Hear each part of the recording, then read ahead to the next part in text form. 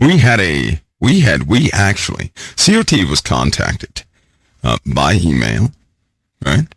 And more than once from a woke group. Do you guys know what that is? A group of folks who are in society that identify as other than male and female, right? Whatever a person claims they can be. And I told them I would respond to them on air live. All they have to do is listen, and they would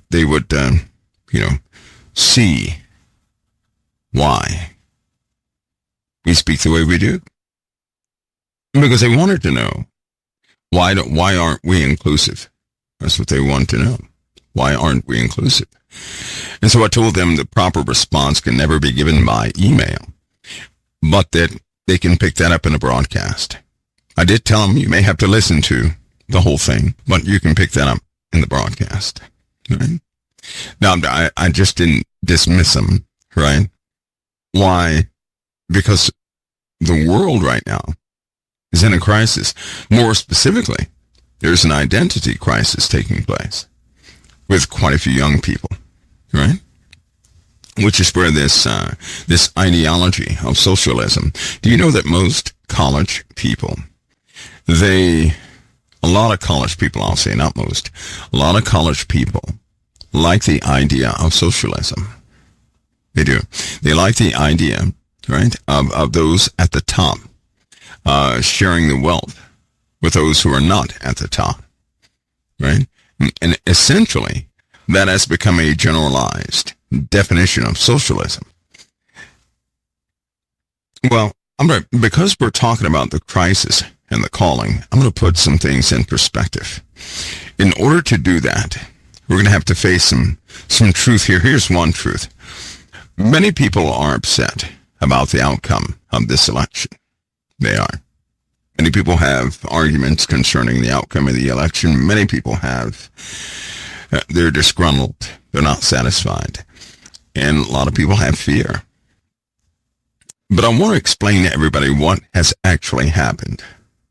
And you have to go back to the first time before Trump was president, the first time when he was running. Do you guys remember the media?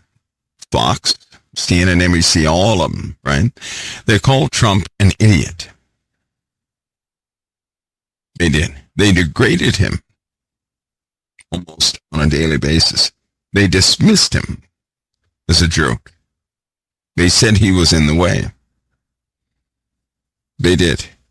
Now, I went back to dig up the archives, and I sat down and gave it some time and watched just to make sure I wasn't having one of those Mandela hiccups. I call it a Mandela hiccup. It's because we have flawed memories. What we remember 4 years ago is not exactly as it always is. We always skip pieces, forget about this little piece and that piece. So we interpret our memories, and that doesn't give us, these absolute memories. And when that happens, people call it the Mandela effect because of our flawed memories. So I went back to review, and it was harsh. It was bitter. And I looked at the facial expressions of Donald Trump back then. All I can say is, when you see, because we're right now, this guy's run 2 times. He ran 2 times and won 2 times, but he ran before that. When he ran before that, they dismembered this guy with insults and everything else, both Democrats and Republicans. I can only imagine. And because they thought it was not serious, he was a joke, this, that, and the other. But see, here's the truth. He was serious. And he did care about the country. And he did subject himself and his family to ridicule, right? To the opening up of their lives in view of America and everything else. Can you imagine what it felt like if he had this great passion for the country, and we know that now that he did. He had this great passion for the country the first time, and they dismissed him like he was a court jester. They did. They just simply dismissed him. He didn't call anybody names. He didn't do all that stuff. He didn't do that. They did that to him. Now, here's a guy who loves this country, and they simply dismissed him. Can you imagine how you would feel if you loved the Lord and you were telling people how much you love the Lord and they dismissed you, saying that you don't love the Lord? You're a joke. You're an embarrassment. You're this and imagine how that would make you feel. Just imagine. Then, not only once, but he came back again. And he subjected his family and everybody else to that same sort of ridicule. What you may not understand is the very first time he did this, there were repercussions, big time. He had to deal with a lot. And he never fought back the first time. The second time, right, he ran for president, they did the same thing. Of course, this time he went a bit further, right? He didn't degrade anybody or do any of those things. They did that to him from the onset. They publicly attempted to humiliate him. They did. And it backfired. He connected with the people. He began to gain momentum. And then he dismissed everybody else. And then they in turn said, look how unprofessional he is. But they were the ones that initialized it. You know what? In fact, the people that are in his administration right now that he picked, they were the main people that degraded him, that berated him, they did everything they could do. Because they did not know how much passion he had for this country. And now this time it rolls around this time. When he got out of the White House, now he still loves this country. That was established. Nobody subjects themselves to that type process, right? Twice, and a third time. So it's almost like they still didn't quite buy it. And so what did they do? They tried to make sure that he would never return to the White House again. But why? Why would anybody ever do that? Because he didn't play their game. He was not intimidated by standard tactics of politics. He wasn't. They were threatened by that. Now see, the truth is this. I went back to the election and even before that to watch these things and certain comments. And they had people in such high fear of what he was about to do, and nothing they said ever happened. Yes, we did have January 6th. Yes, we did. Right? We did. But he was not the mastermind behind it. That's not what happened. You had two specific groups. You had three groups that came in there. They incited the thing. In fact, I picked out some of the audio from some of the people in the crowd. It sounds like a bunch of noise, but you can hear groups, known groups, right, that were attempting to do something outside of the president. A lot of people, they think Trump did this. There's nothing he could have done to make it stop. Anyway, that happens. And so they tried to really make sure he never came back. But the people voted for him. Now, he's not. Trump is a citizen, a rich guy, yes, but a citizen who was hurt by the very people who were his heroes. That's one thing you may not have known. Some of the people in Washington were his heroes. And his heroes degraded him the first time and the second time. So he was hurt. Imagine if the people you looked up to hurt you the most. It's like being heartbroken from your own family. Men, gentlemen, all males should understand what I'm talking about, because people, right? People, in women too, in relationships, when you're hurt by that other person, and they hurt you purposely, not accidentally, but purposely, okay, that does something very different to your heart. It does. And from that moment on, it's almost in a lot of cases, there's no peace between the two because there's too much hurt involved. We have this time that we live in, when countries are in crises, they really are in crises. There's more division now than there has ever been in this world. And Satan's major tactic has been launched. We spoke about that last night. We did. So I hope this total conversation and context will give you a new perspective on a few things. I pray that you guys look at them soberly, see, so that you don't join in with the prosecutors, which will rise all over the earth. This is what you guys will have to face. The persecutions have begun, and you cannot reason with the persecutors. But you can represent the kingdom and walk in power and authority. That you can do.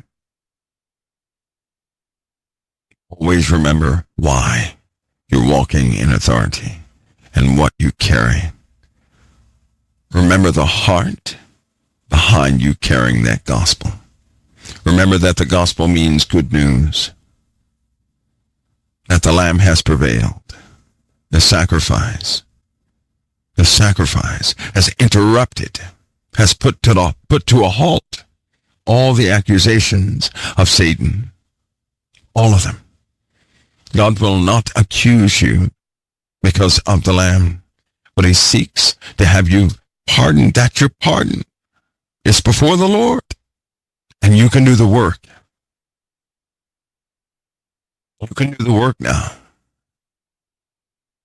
God changed and satisfied what he had to change and satisfy so that you could do the work. Hear me on this. I will not be specific, but I hope you remember. Kind of like I hope that some of you remember that dream I had with the water. Remember that? How everybody stayed overnight with the water and the next day everything was damaged.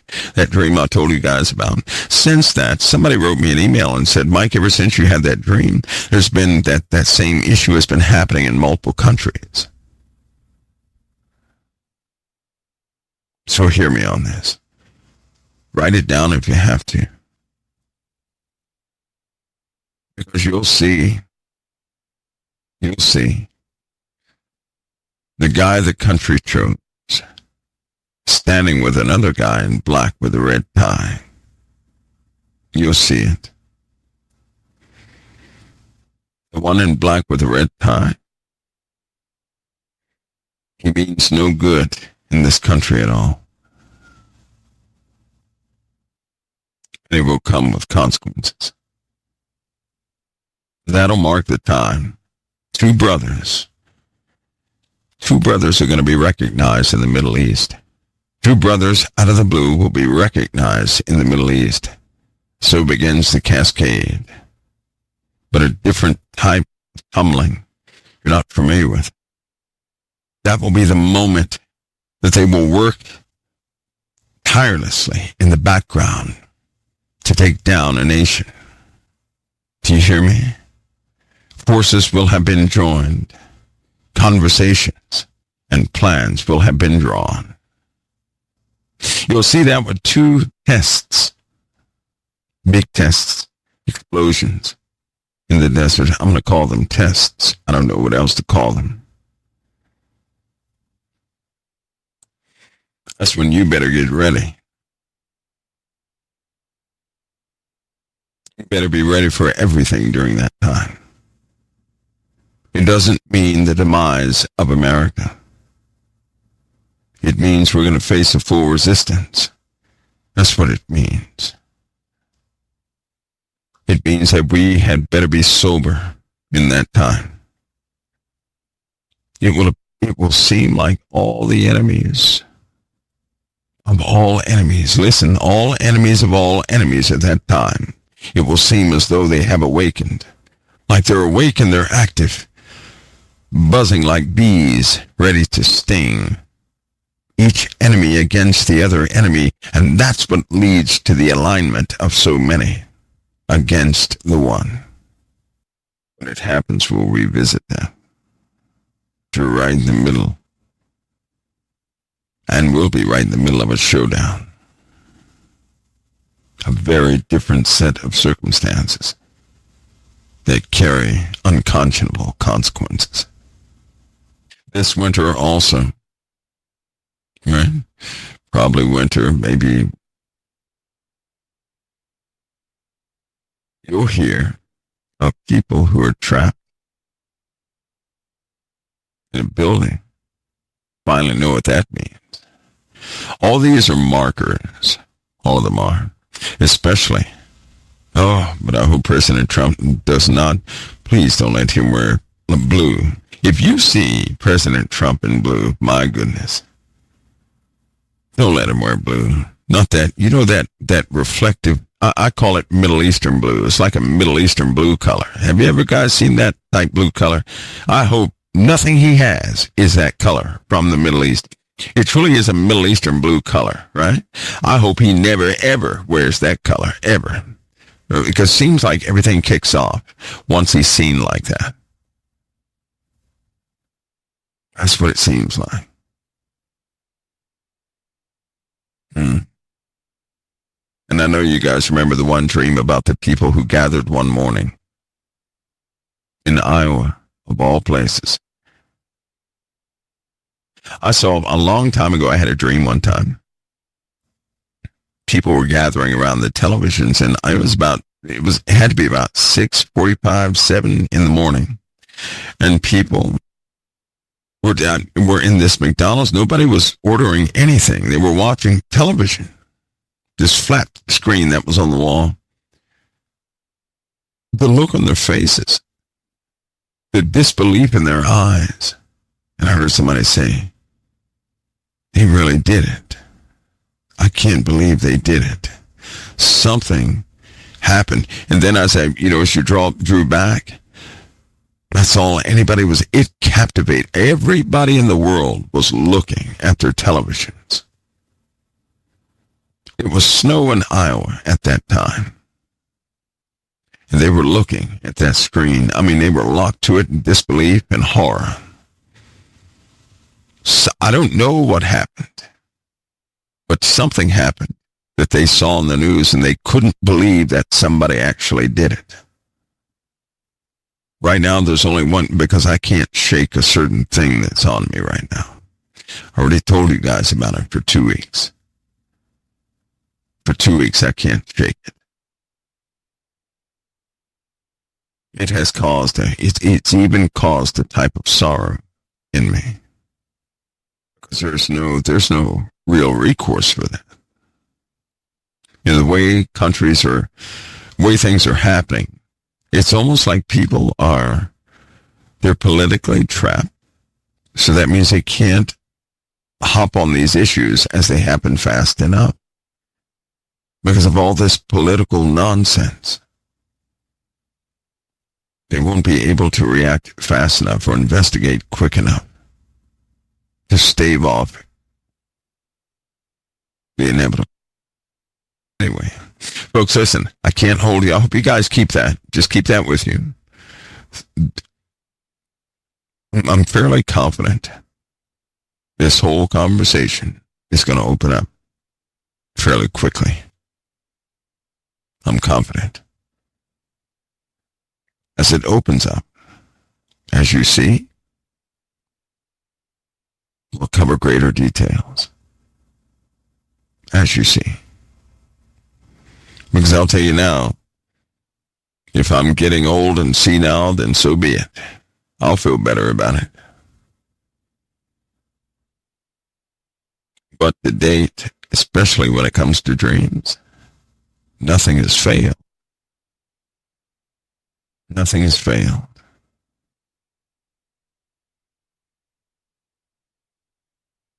Well, we shall see.